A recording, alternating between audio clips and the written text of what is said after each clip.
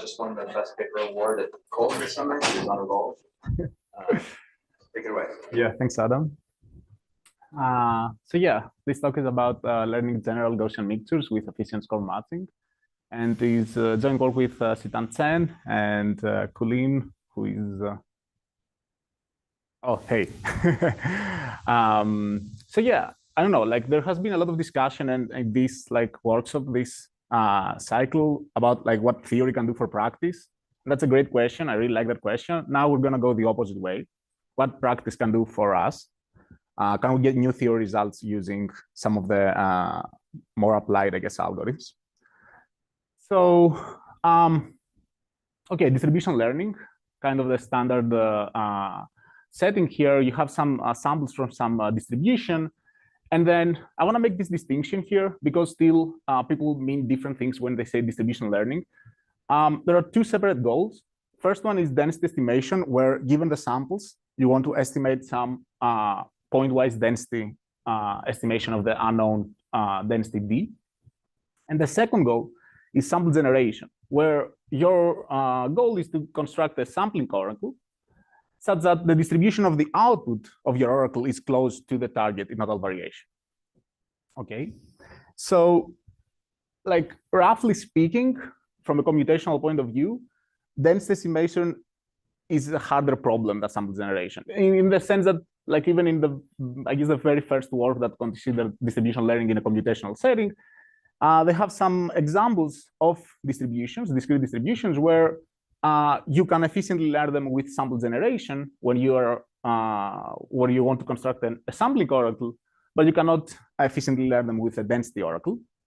So for this talk, we're going to focus on sample generation. And I guess one more motivation about sample generation is because in practice, I think at this point, it's almost, distribution learning is almost equivalent to sample generation. I don't know, like at least this is my view of things.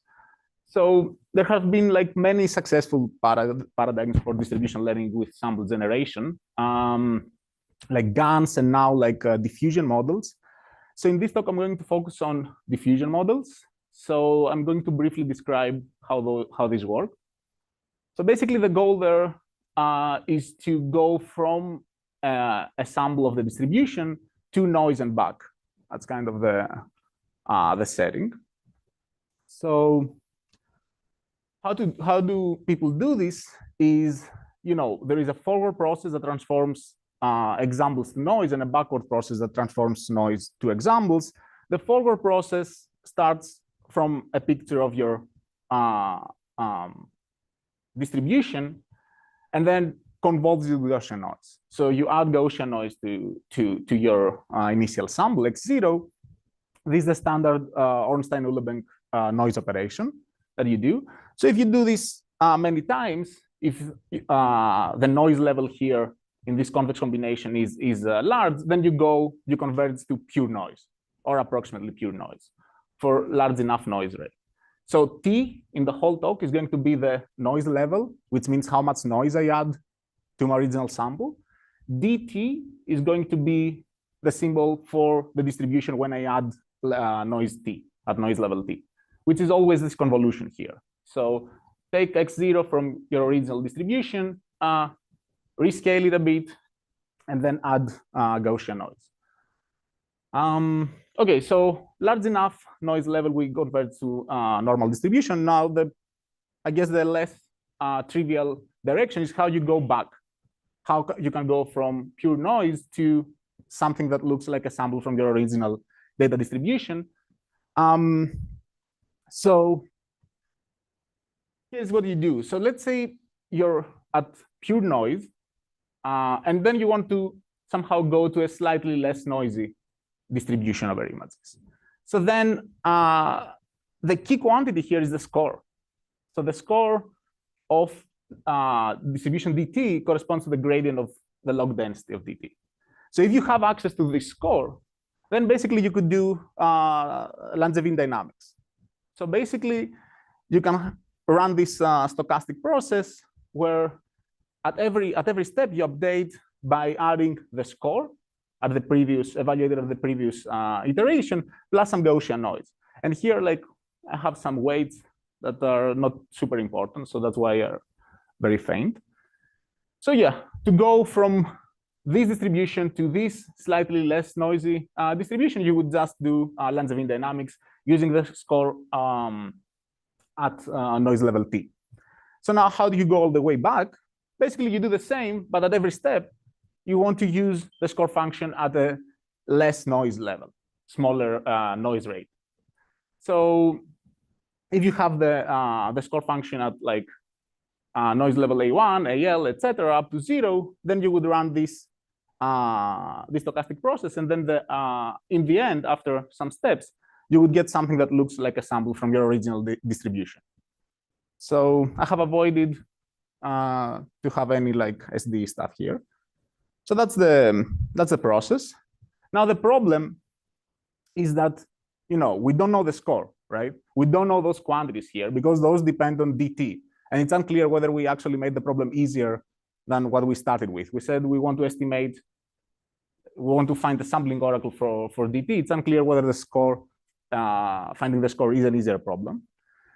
So what people do in practice to solve this problem is this super cool idea, at least I was super excited when I first learned about this, score matching. So basically, if you have sample access to dt,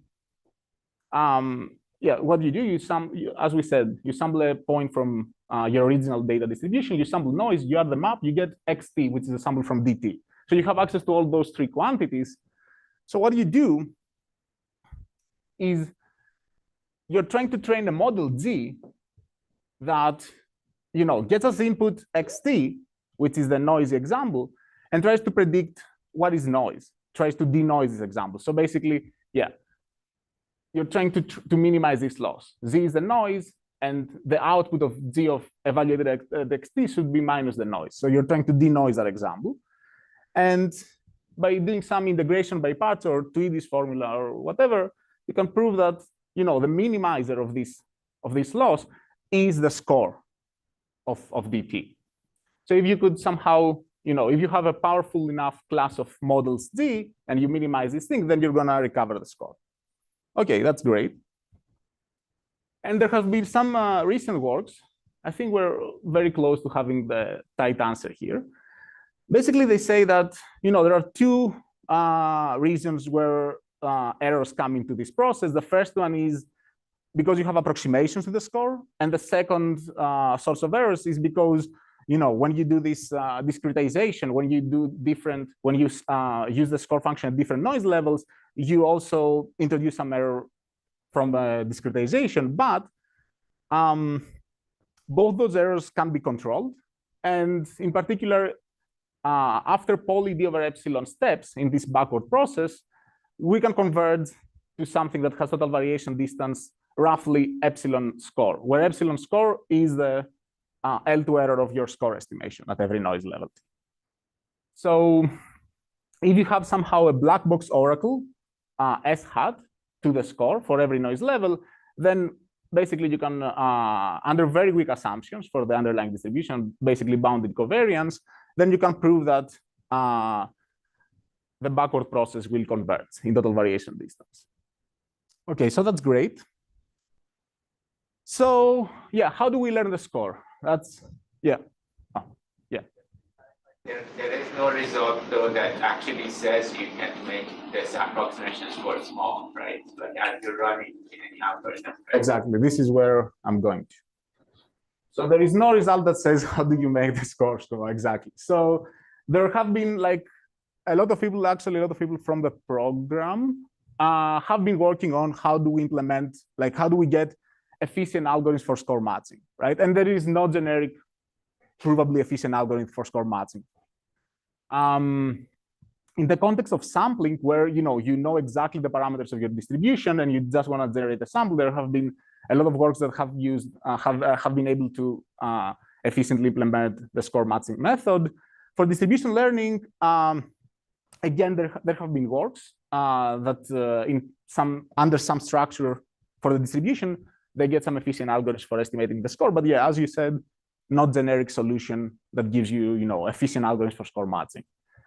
So yeah, that's gonna be the basic like obstacle we're trying to overcome in this talk. So I'm going to focus, I'm going to try to revisit one of the maybe the most studied, I don't know, like problem in computational statistics and statistics, I guess. Learning Gaussian mixtures. So I have this Gaussian mixture here. For simplicity, I'm assuming all the weights are 1 over k. We can handle like more general weights, but let's try to keep things simple here. So number of components in the mixture is k. The dimension is d. So statistically, if you don't care about the computational complexity, then you can always solve this problem with roughly, parameter counting samples. Like you have k times d squared parameters. So with this many samples, you can solve it. Computationally, as usual, like things are more complicated. And I think this is kind of the prototypical non-convex statistical problem that has been studied a lot. I don't want to go over like the whole history, but I want to say that it's kind of an exciting problem because trying to get efficient algorithms for this problem, people have come up or used like very cool ideas like moment matching, spectral methods, sum of squares, clustering stuff, expectation maximization, and now we're going to try to use score matching as well for this problem. So the quarks for Gaussian mixture are roughly fall in 2 categories, I guess. The first one is assuming some separation about the clusters, and then they're about the components, and then they're trying to get some clustering guarantees. The second thread assumes general mixtures without separation, and then you're trying to get density estimation in that case. So you will not be able to recover clustering. Maybe it's impossible to recover the clustering, but you can still approximate the density. So the best known runtime is from a work by Moitra and Valiant, and I guess they improved it in Baxi et al. More recent work for robust Gaussian mixtures. So the best known runtime runs in dimension to the number of components times this term here, which is doubly exponential in the number of components, 1 over epsilon to the k. So, and for moment matching, this is tight, this double exponential dependency. Okay, so there are SQ and crypto lower bounds showing that the first term, the d to the k, is kind of tight, is unavoidable. But the second term, the double exponential dependency on k, it's unclear whether it should be there or not for density estimation. Okay, so what's the result? So we're going to assume that the components are well conditioned in the sense that the covariance matrices of the mixture have spectral upper and lower bounds. And also the parameters, like the means and the covariances, are bound in some Euclidean ball of radius r.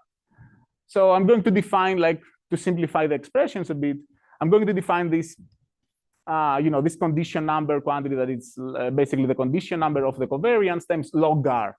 You want the parameter distance to be in log, otherwise you're going to have like some dimension in the worst case. So that's kind of at least to me, a natural condition number for the mixture. So, right, the result. So with d to poly k, and then condition number over epsilon samples and sample polynomial runtime, we can construct a sampling oracle whose output is in epsilon total variation distance to the target distribution. And also, when you want to generate a fresh sample using this oracle, you're going to do this in polynomial time in the sample size n. So we can learn to generate samples from the unknown mixture. That's the main result. So to make like the comparison with the previous works a bit more clear, when you have log d components in k dimensions, the previous moment matching algorithm I mentioned is going to have like exponential in the dimension runtime. We get quasi-polynomial. We get 2 to the poly log d by using this score matching method. Okay, so now I'm going to briefly go over how the algorithm works.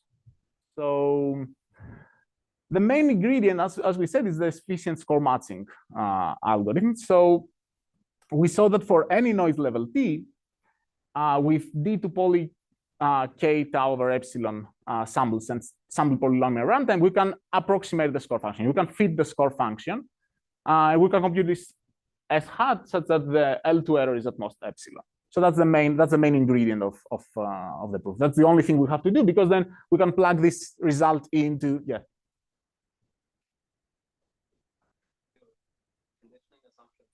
that distribution learning is hard, cannot be done. So under those assumptions, the well-conditioned, what is known is that the moment matching, you have to pay double exponential in k, even if you have a variance 1 in 1D. So the double exponential for moment matching is tight. Thank you. Yeah. Good question. Okay, so now we want to have an efficient algorithm for estimating the score. Okay, so let's start with how the score function looks like. So there is a very nice, very convenient structure here, because you have a mixture of Gaussians. When you add noise to it, you get back another mixture of Gaussians with slightly shifted parameters. That's kind of a closeness property of the mixture you have. So basically, so at noise level t, after you convolve your data distribution with some noise, you get back a different mixture, dt, still a mixture of Gaussians, but now you have parameters mu it, q it, and then mu I is a rescaled version of the original mean, and then variance is, again, both are like convex combinations of standard normal and what you had in your original mixture. And what is nice about that is because, the well-conditioned assumption is preserved, right? So as you go to higher noise levels, those actually become more and more well-conditioned until you convert to just a standard normal, right? So for all noise levels, the well-conditioned assumption is true, which means that it suffices to focus on like noise level 0 or close to 0 to solve the problem, because that's the most, less well-conditioned Gaussian mixture we have. So it suffices to solve it for one, and then the solution is going to be the same. Okay, so the score function now looks like this. So it's a weighted combination of linear functions, and the weights are basically it's weighted by the mixture density at x. So the combination depends on x. That's why it's not just a linear function. And let me go a bit over the naive approach, right? What would you do here? You would say, okay, this is a parametric class. Why I cannot just plug in, try to fit the parameters, right? Just try to fit the score with the parameters, just do SGD on this thing or whatever.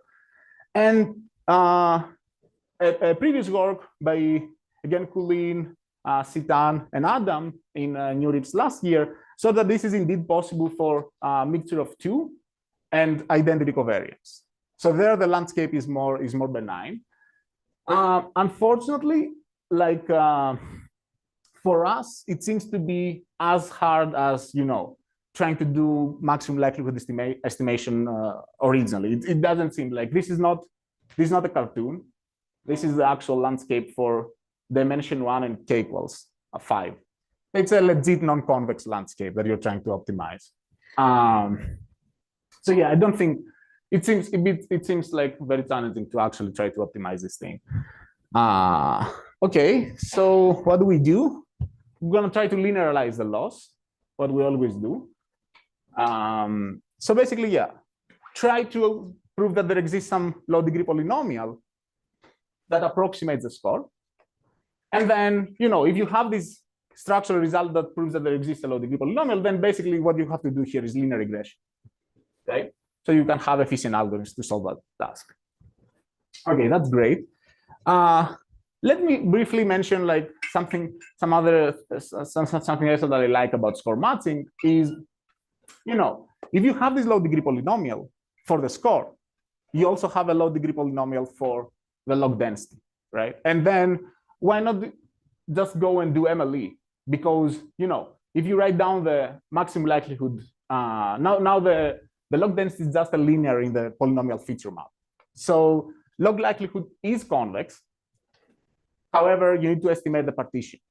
And then there are known results actually from Babaraju, Dhruv, and Ankur Andre is not around.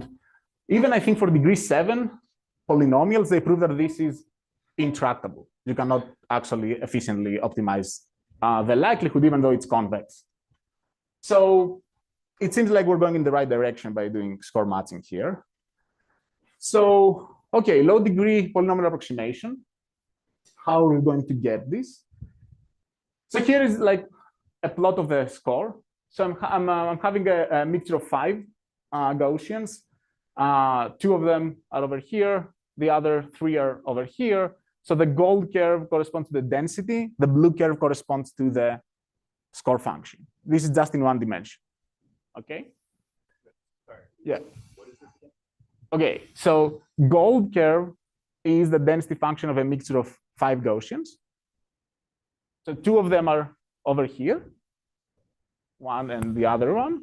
And then you have other 3 over here.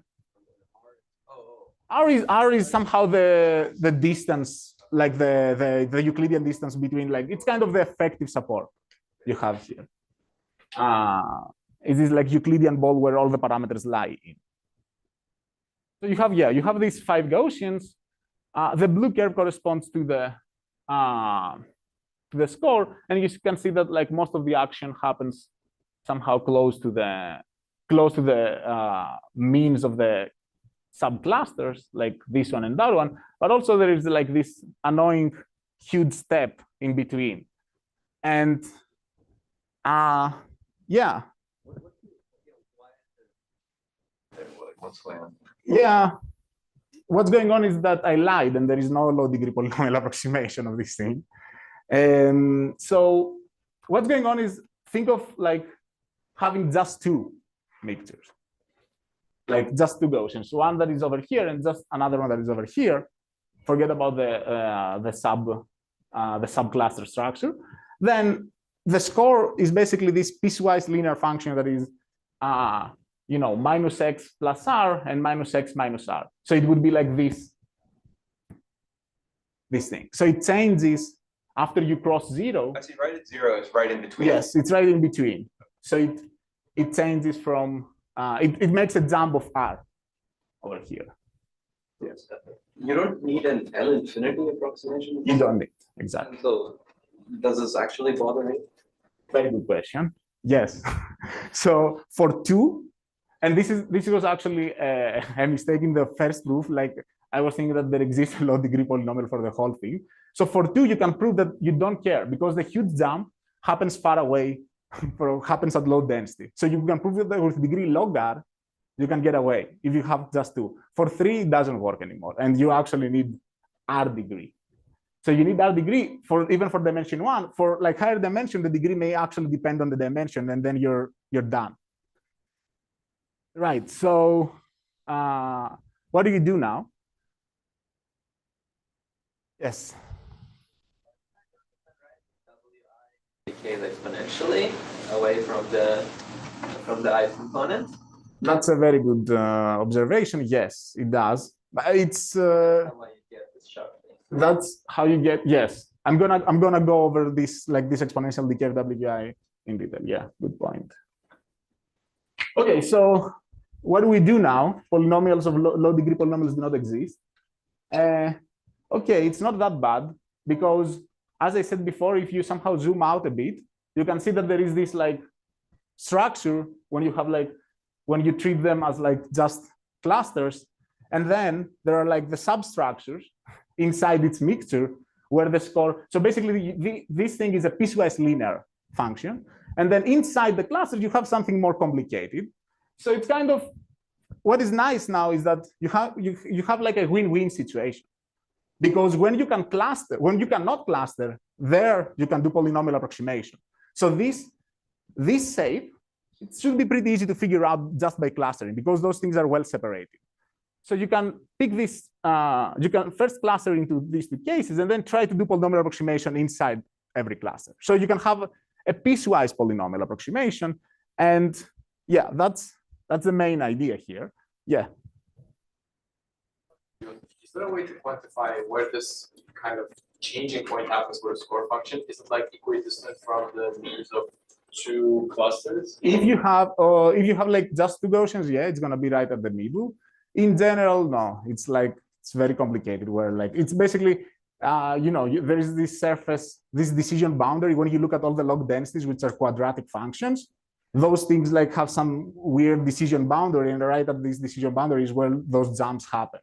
So pretty far from the means, but you don't know the means, so you don't know where all those problematic areas are. So we cannot say that there's a closed form solution. No. I mean, yeah, probably not. Or if there is one, like I don't know how to use it. Yeah. Yeah. Okay. So, right. So the main result here is that there exists an efficient, because piecewise low degree polynomial approximation is not tractable, right? You cannot, if you have to both find the partition and the polynomials, then you cannot do it efficiently. However, we're going to see that you can actually do it efficiently by this like clustering pre-processing step. So we can construct, there is a clustering function that maps like points to integers, like the cluster values, and a bunch of polynomials that have degree roughly what I promised, poly k over epsilon, such that the piecewise polynomial approximation is going to be a good approximation of the score. And we can compute those. So let me briefly go over how you do this. So the main thing is that, like following the picture idea now in like 2D, I guess. So you can have this separated partition of your mixture. So inside you have this delta in, which is I guess the inner cluster. So we want those inner cluster stuff to be somehow close together, and between clusters we want things to be separated. So between clusters we want this delta out, inside clusters this delta in. So we want to do polynomial approximation inside the cluster, and by I guess Jackson's theorem, if you're able to prove that delta in is not very large, the radius that you're approximating the function is not very large, then with degree roughly proportional to the radius times k, you can get a good L2 loss, a polynomial that achieves good L2 loss with respect to the score, conditional on x being generated from that cluster. So when x is generated from inside the cluster, the polynomial is going to be a good approximation. So let's see, how do you prove this? So the main issue is, you may condition on x being from the cluster you care about, but the score function still contains extra terms. That contains terms from other components that do not belong in the cluster. And you want to say that those terms do not affect you that much. And this is where Arsen's observation is going to come into play. So let's do like this just for 3. So you have those two guys like W1 and W2 that are somehow close together from the same mixture. And you have like the third one, which is delta out far. So this like purple term here, you don't want to have it in your score function because this is from the external mixture component. And in particular, if you do polynomial approximation here, this term is going to take large values. This is not going to have values in delta in. So you don't want to try to approximate this term here when you do polynomial approximation. So, but you can drop it. That's the main thing. So how do you drop it? Is by observing that there is this very nice structure here that, W3, the weight of this term, decays with an exponential function that has the same quantity as here. So it's kind of this situation where you have something that decays like exponentially fast times some polynomial. That's fine. You can get rid of this term if delta out is like log k or whatever. So with pretty mild separation between them, you can drop this term and not pay a lot. And you can also drop for the same reason, because those weights are exponentially far. when x is generated from this exponentially small, when x is generated from a cluster that is far, then you can also drop it from your normalization term. So you can somehow ignore all the extra stuff because of the Gaussian tails and simplify your score function to only depend on stuff from your cluster. So when you just generate something from your cluster, from inside the cluster, you can actually focus only on the things that belong in the cluster. And now you can do Jackson's theorem, or I don't know, your favorite multivariate polynomial approximation result to get a low degree polynomial. So, right. So that's the thing. Now you actually need to design the clustering. So what do I want from the clustering? I want that it can find a partition that has delta in, delta out separation, and also misclassifies a point not very often with probability epsilon. So this is not like something super advanced. I think it's pretty standard how you can do this clustering. You only need a very crude clustering. You don't, actually, it's impossible to get a very fine clustering because you have no separability assumptions. So you're gonna do, let's assume that all means are 0. Now, you know, you can basically look at this fourth moment tensor and do some PCA. Then you can recover the span of the covariance matrices. We're going to go down to a low dimensional space. So you can recover the span of the covariances. Then because, you know, we're already paying d to the k, we might as well discretize this low dimensional space and pay like some k to the k. So we can basically discretize the low dimensional space and find all the projections of the actual covariances in the space, right? And then if we have those parameters, then we can basically do some, you know, log likelihood based clustering. So I get a point, I check like the log likelihood with respect to qi and qj, and then if there exists some I such that this log likelihood is bigger than every other element j not in that partition, then I'm gonna assign that element to that cluster, right? So again, you don't know the partition that is delta in, delta out, but that's okay. We're paying exponential in k anyways. So let's brute force over partitions as well. So yeah, I guess that's the main idea. So there, the full algorithm has 2 steps. There is the training phase and the sampling phase. Like I'm going back over the diffusion. So training phase, you pick a bunch of noise levels. Those are like poly d over epsilon, where you have to estimate the score. Then you perform this score estimation algorithm, the sparse PCA, the PCA plus polynomial regression inside every cluster. You find your score approximation for every noise level. That's during training. To generate a fresh sample, you just do this, you know, backward process with your score estimations. There should be a hat with whatever you learned. Okay, so that's the algorithm. Now to conclude, you know, as I said, we start from some practical algorithm. We made it impractical, I guess. So new theory results, in other words. Yeah. So some other cool works. Gatmiri, Kellner, and Lee used score matching and matched the best known theory results for spherical mixtures.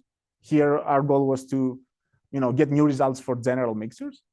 And the new paper by Freddie, Lee, June actually showed that you can perform Langevin dynamics for mixture models and get improved convergence when your initialization is basically the empirical distribution over points. So I think if you use them, if you use their result, you may be able to get away with just doing score estimation once at noise level 0. But I haven't fully checked that. Yeah, so open problems. As I said, this is a sampling oracle that we construct. Can you actually get like density estimation or even proper learning, like try to find parameters for the mixture is unclear. Also, we have this exponential dependency on epsilon. Moment matching has better dependency on epsilon. It's not polynomial, but whatever. So yeah, there are a bunch of other open problems. I'm happy to chat if you find this interesting. So yeah, that's everything. Thanks.